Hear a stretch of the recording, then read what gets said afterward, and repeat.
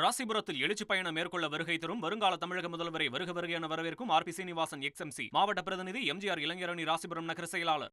சேலம் எடப்பாடியில் 10ற்கும் மேற்பட்ட பொதுமக்களை தெருநாய்கள் கடித்த நிலையில் நகராட்சி நிர்வாகம் மற்றும் கால்நடை பராமரிப்புத்துறை சார்பில் 200க்கும் மேற்பட்ட தெருநாய்களுக்கு ரேபிஸ் தடுப்பூசி போடப்பட்டது. கூடுதல் விவரங்களோடு இணைகிறார் நமது செய்தியாளர் நல்லமுத்து. வணக்கம் நல்லமுத்து, இது தொடர்பான முழு விவரங்கள். வணக்கம். சேலம் மாவட்டம் எடப்பாடியில் கடந்த சில நாட்களாகவே தெருநாய்கள் கடித்து 10ற்கும் மேற்பட்டோர் பாதிக்கப்பட்டு எடப்பாடி அரசு மருத்துவமனையில் சிகிச்சை பெற்று வருகின்றனர். இந்நிலையில் தற்போது நகராட்சி நிர்வாகம் மற்றும் கால்நடை பராமரிப்புத்துறை மற்றும் ரெயின் என்னும் தன்னார்வ அமைப்பின் சார்பில் எடப்பாடி நகராட்சி உட்பட்ட பகுதிகளில் சுற்றித் திரியும் தெருநாய்களுக்கு ரேபிஸ் என்னும் வெறிநாய் தடுப்பூசி போடப்பட்டு வருகிறது.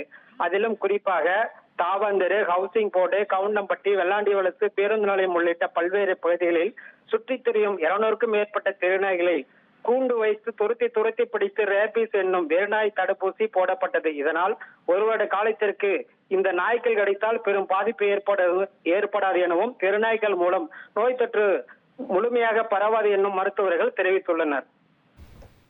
உங்கள் விவரங்களுக்கு நன்றி நல்லமுத்து. ராசிபுரத்தில் எழுச்சி பயணம் மேற்கொள்ள வருகை தரும் வருங்கால தமிழக முதல்வரை வருக வருக என வரவேற்கும் ஆர் பி சீனிவாசன் எக்ஸ்எம்சி மாவட்ட பிரதிநிதி எம்ஜிஆர் இளைஞரணி ராசிபுரம் நகர செயலாளர்.